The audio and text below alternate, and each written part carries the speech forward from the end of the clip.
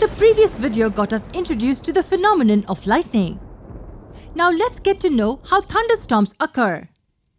Thunderstorms, the name explains its meaning. It's a storm with thunder and lightning and generally results in heavy rain. Storm is nothing but a disturbance of the atmosphere with strong winds. And thunder is a loud rumbling noise heard after a lightning flash. But why do we have thunderstorms? The icy clouds move in a rotating pattern, creating a swirl. At the same time, the high energy released due to the bolt of lightning causes the thunder. To understand this, imagine these to be the air particles. Now, as the thunderbolt passes through this, the air particles besides these get a lot of energy from the bolt. Due to the high levels of energy, these particles start moving fast and collide strongly with the neighboring particles.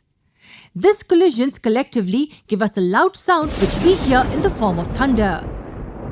Now we know why a thunderstorm sounds so scary. And not only this, but the thunderstorm can be scarier if it turns into a cyclone. Wait, what is a cyclone? And why is it dangerous? Cyclone is also one of the most chaotic natural disasters which can cause a great threat to life. Have you ever seen a swirling cloud that moves with immense speed? That is what a cyclone looks like.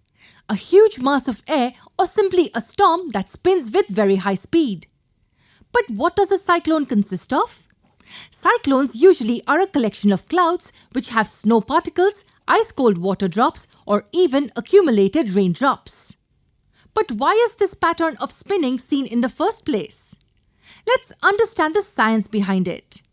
We know how the water cycle works. The evaporation of water from the Earth's surface causes the formation of clouds.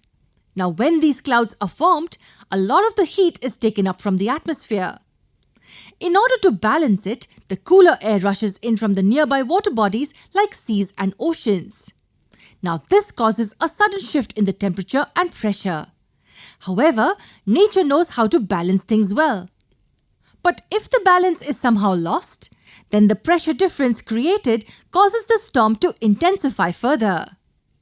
A region of low pressure is created at the center of the storm, while a region of continuously moving high-speed winds and clouds gets created just outside the low-pressure zone. This is nothing but a cyclone. Yes, a massive air mass moving at an exceptionally high speed is a cyclone. The center of this air mass is called the eye. Now, usually the eye of a cyclone is an area of extremely low pressure. However, the surrounding part, that is the mass of clouds, rotates at very high speeds.